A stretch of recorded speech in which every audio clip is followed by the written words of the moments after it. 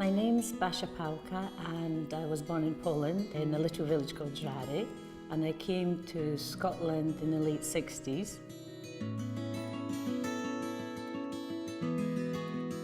My mum had arrived here 2 years prior to myself, and she settled by marrying one of the soldiers, and it took a long time to get me out of Poland.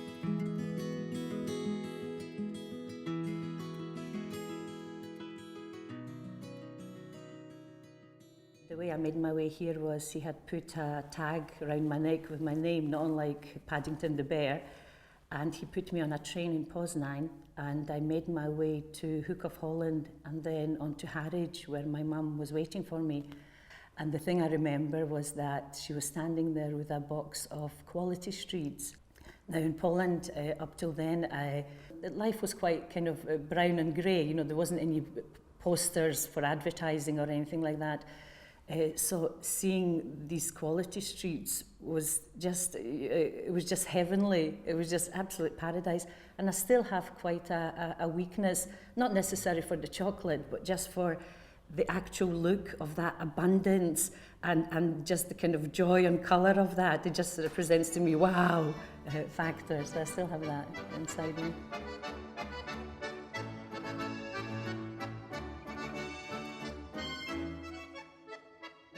When I came over here, I just expected it to be quite luxurious, but on arrival we were living in the Gorbals. The houses had the outside toilet in the closets, shared by 3 families. Lovely, fun memories, although as I say, now I understand that life was actually quite difficult for mother, you know, raising a child. Compared to the Polish kind of standard of living, although we didn't have the luxuries, we did have heating and a bathroom. My granddaughter Tara, who's age 10 now, was born in Glasgow, and her mum was born in Glasgow as well. So the kind of Polish culture is still quite important in her life, and it's kept alive by myself and my mum who lives here. And it's really the kind of things that we may do at, let's say, like at Easter time. See how traditionally people would do that. Connor is Tara's friend, and although he's not Polish, he's Scottish, but he's joined us because that kind of naturally happens. You have a person who's of Polish descent, and of course their friends are Scottish, but they, you know, they're friends and they want to kind of stay together for a bit longer after school. And if something is happening in our home that's very Polish tradition-wise, then the Scottish person just joins us, and they seem to have fun doing so. Are you okay with it, Connor? Yeah? It's an unusual taste, isn't it? No, but quite nice. At Easter time, well, the children paint eggs and they get put into a basket along with other food like bread and ham and salt and horseradish and butter and fruit as well, and some flowers, and the sugary lamb, which represents the Lamb of God. And each thing has a different representation.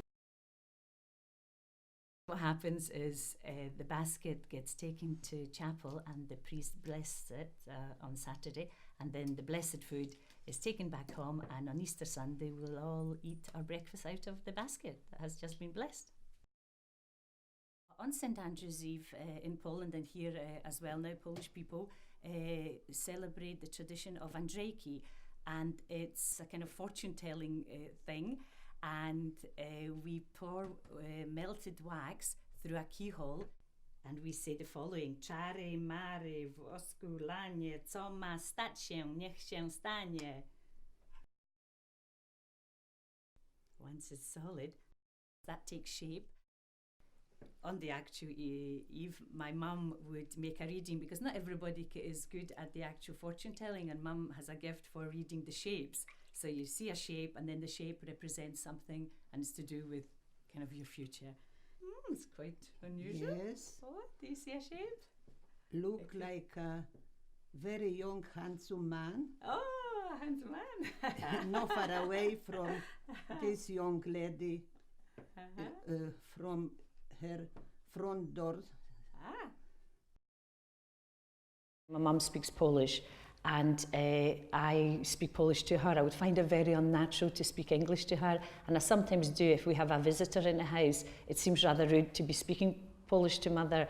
So I try to speak English, but I find it extremely difficult. It almost kind of can't come out of my mouth. It's not a natural thing for me to speak English to mum. Myself, when the girls, my 2 children, were little, I spoke Polish in the household, but the moment Nina, the older one, went to school, she came back, nursery actually, not even school, even at nursery point, she came back speaking English, and of course with a younger sibling, Marianna, they started speaking English to each other, and then very naturally the household just became English speaking, so we just spoke English in the house after that. And now Tara, again, her mum will just speak English to her. So the language, as time goes on, pretty much will be lost. My great-grand babcia, well I call her that, it's gran in Polish, she can talk to me in Polish and I'll understand what she's saying, but I won't reply back in Polish, I'll reply back in English. But it's quite hard to learn because there's always different endings for different things. But you do feel quite left out because everybody else is talking it and you can't really talk back in it. Well, I'm very glad I still can speak Polish to my children and grandchildren and great-granddaughter. We bet, yes. Sometimes conversation in Polish. I don't know how long we'll be keeping, but I hope long time pass to next generation. Because important. Never harm you if you know another language. What do I like about Glasgow? Oh gosh, lots of things. I don't know where to start. I like the cafe life now in Glasgow. I love the theatre. I love the people.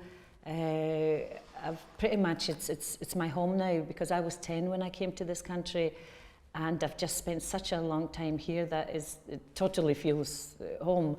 There's a part of me that's very kind of romantic about Poland, so I'm very nostalgic about Poland. If I land in Poland, I can kind of smell it, and often tears almost come to my eyes when I kind of come out of the plane and I can smell the Polish air. But so at this point I would say I feel kind of, I'm maybe bilingual, bicultural, and I feel at home in both places, both Poland and Scotland, but I've chosen Scotland to be my home.